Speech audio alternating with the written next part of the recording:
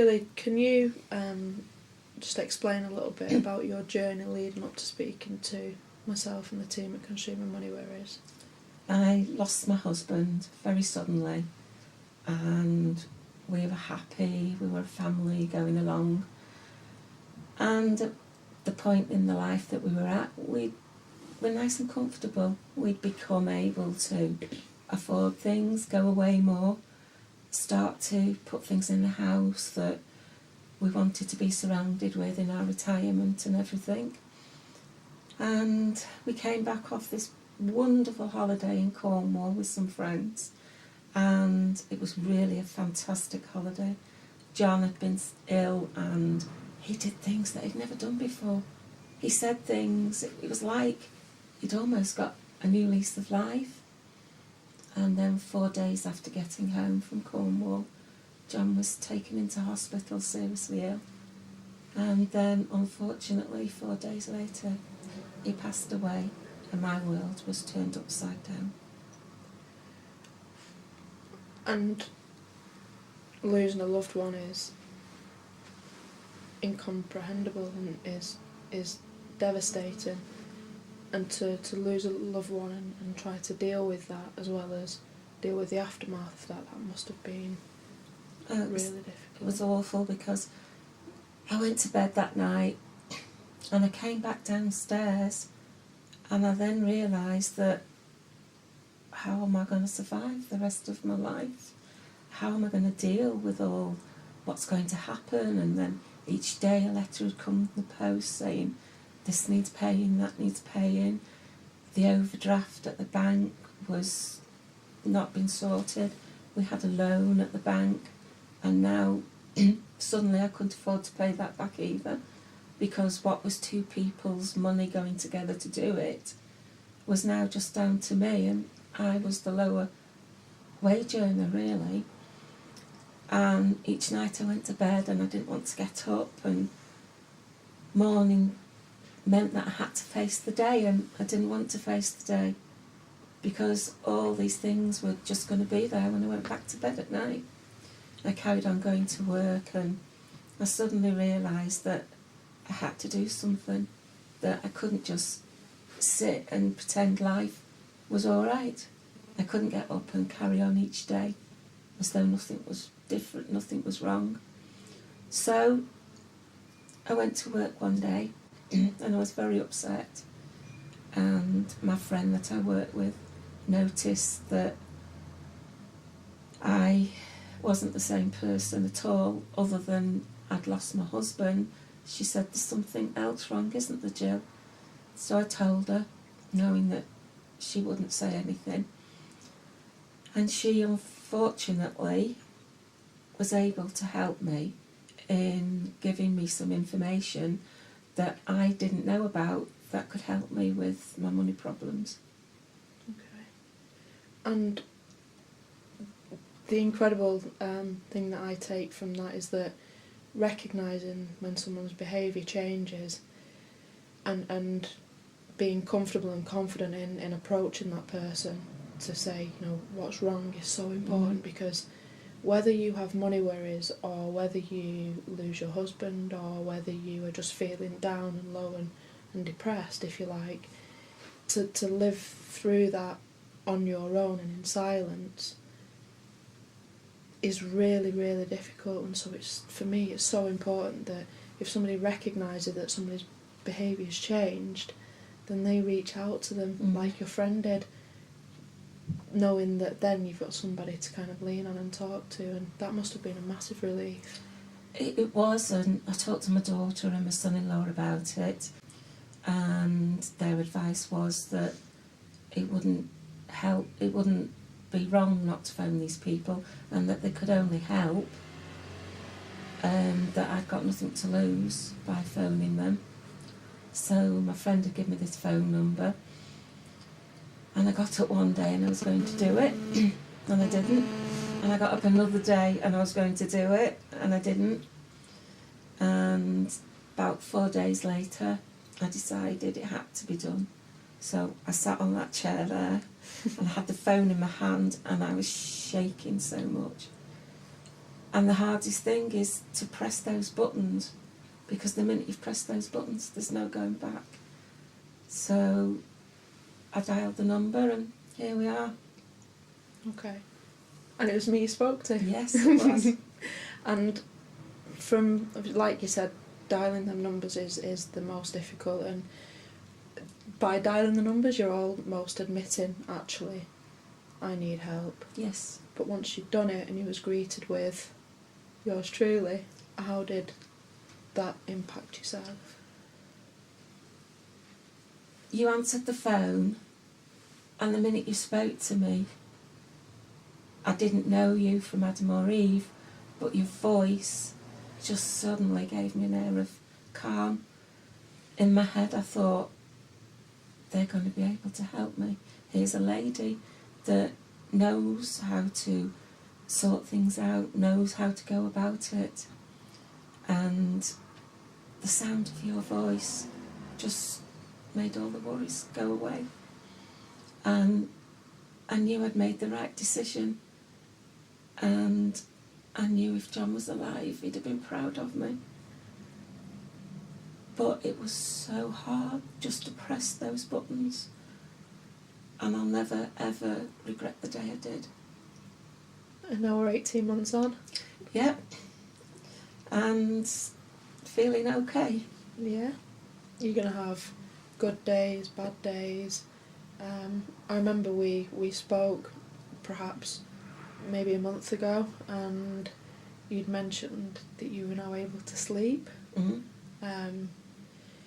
And in addition to that, I recall a conversation that you now feel that now that you've dealt with them money worries, you're able to start grieving and dealing with what happened. 18 months on, you're going to have good days and bad days, but with regards to your finances and the way you feel in yourself, do you feel better? Oh yes, I mean, I'm not going to say it's easy, it's not. It would be wrong of me to say it's easy. But I can see an end to it now. Yeah.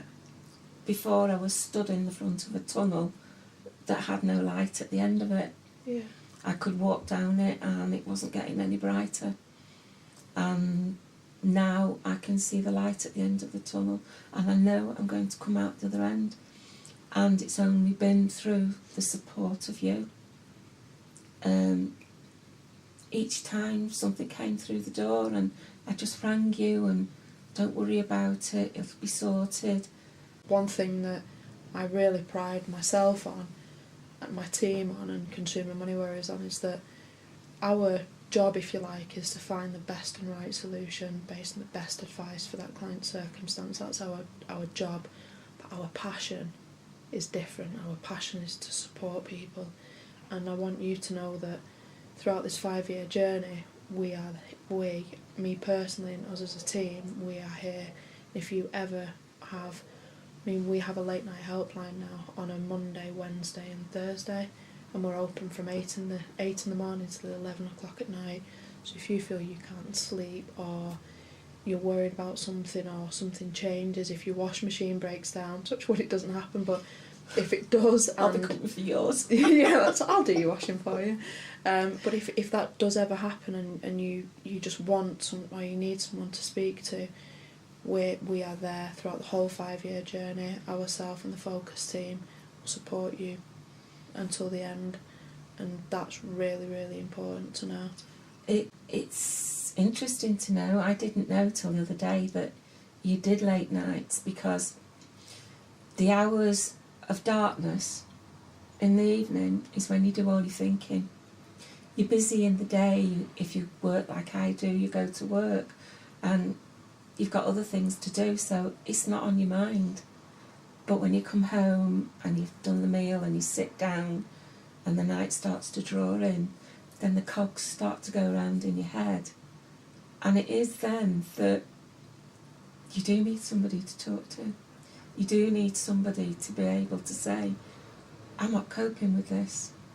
And you need somebody to say, but you are. And if you aren't, don't worry, we're here for you. It's great that you've started doing that, because I know some of my loneliest times were at night.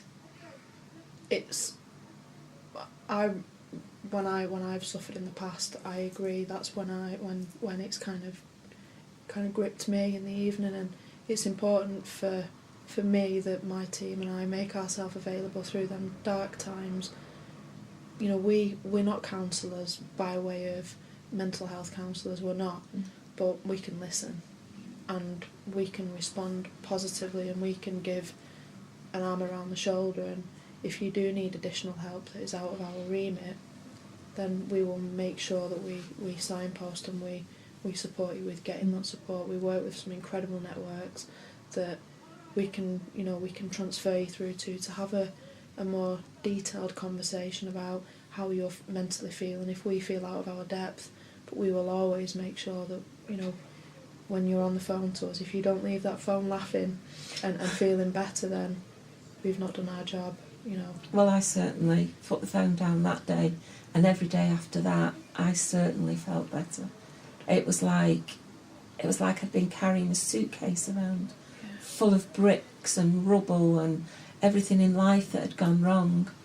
But each phone call I had with you, and each week as it got sorted, it was like people were emptying the suitcase, and all of a sudden that suitcase wasn't heavy anymore. Yeah. So I could carry it, and it was just lovely to know that there's somebody there that will help you. I would never hesitate to recommend anybody with money troubles to just make that phone call. Just make it, because it will make things better. And me personally, if I speak personally, the fact that I've been able to help somebody that needed it is life-changing. And, you know, I've been doing this job as in debt counselling for a very, very long time. And it's only now, since I've started Consuming Money Worries, I can do it my way. And my team follow my lead because they believe in being passionate about supporting people and being at the other end of the phone if they need to just release some worries about, you know, getting letters or... So it's really, really important, and I'm thankful that I got that opportunity, but more importantly, you should be proud of yourself as well, because, as you said, typing them numbers into your phone, that is difficult.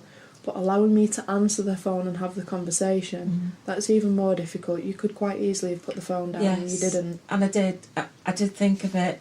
I know you would have. But luckily you answered it pretty quickly, so I didn't get the chance. Good. But you made the steps, and we were just able to hold your hand and walk them steps with you, and we're going to continue to do that. I can't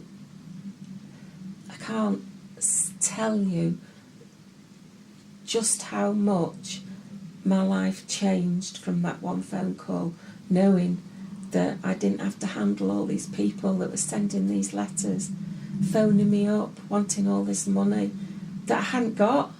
Yeah. I hadn't got it, you know. My monthly income had gone down by over £1,000 a month. Yeah.